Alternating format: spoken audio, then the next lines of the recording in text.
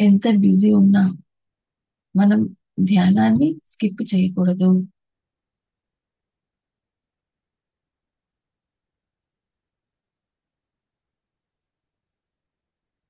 ముఖ్యంగా మనకు ధ్యానం బాగా కుదిరే సమయంలో. సపోజ్ మనకు ధ్యానం సాయంత్రం పూట బాగా కుదురుతుంది.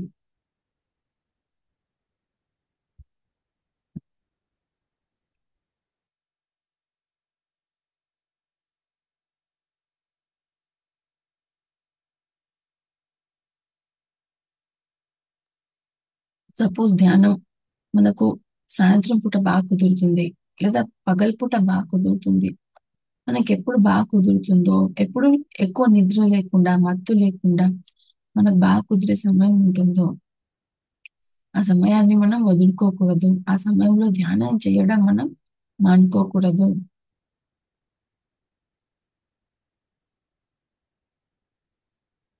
ఏ ధ్యానం చేసినప్పుడు అంటే ఏ సమయంలో మనం ధ్యానం చేసినప్పుడు మనసు తక్కువ సమయంలో ప్రశాంతంగా అయిపోతుందో, ఆలోచన విధానం మనం ఆలోచించే విధానం మారిపోతుందో, ఆ సమయాన్ని మనం వదిలిపెట్టుకోకూడదు. ఆ సమయంలో ధ్యానం చేయడాన్ని మనం మిస్ చేసుకోకూడదు.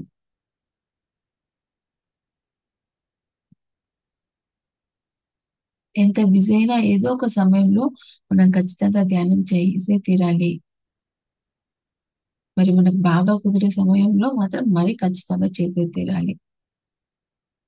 ఎందుకంటే మన శక్తి బాగుంటేనే మనం జీవితంలో వచ్చే పరిస్థితుల్ని చక్కగా అర్థం చేసుకుంటాం. చక్కగా అవగాహన చేసుకుంటాం.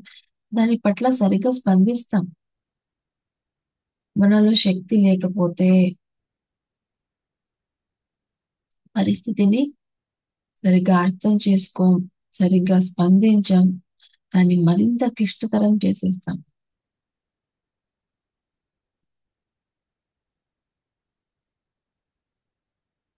మరింత కష్టాలను పెంచుతాం.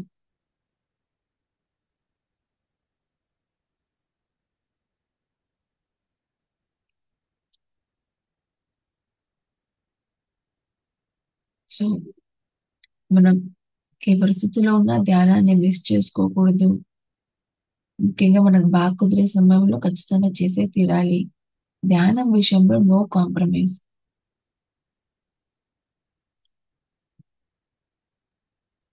మనం ఎప్పుడైతే ధ్యానం బాగా చేస్తామో, ధ్యానానికి కావాల్సినంత సమయాన్ని ఇస్తామో, ఇప్పుడు మన లైఫ్ అంత అద్భుతంగా ఉంటుంది. మనకొచ్చే పరిస్థితుల పట్ల మనకు స్పష్టత ఉంటుంది.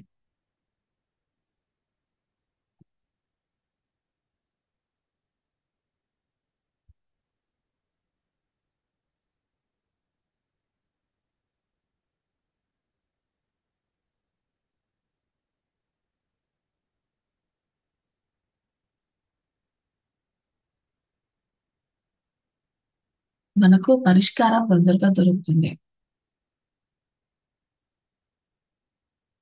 సమస్య కూడా అంత తీవ్రంగా రాదు.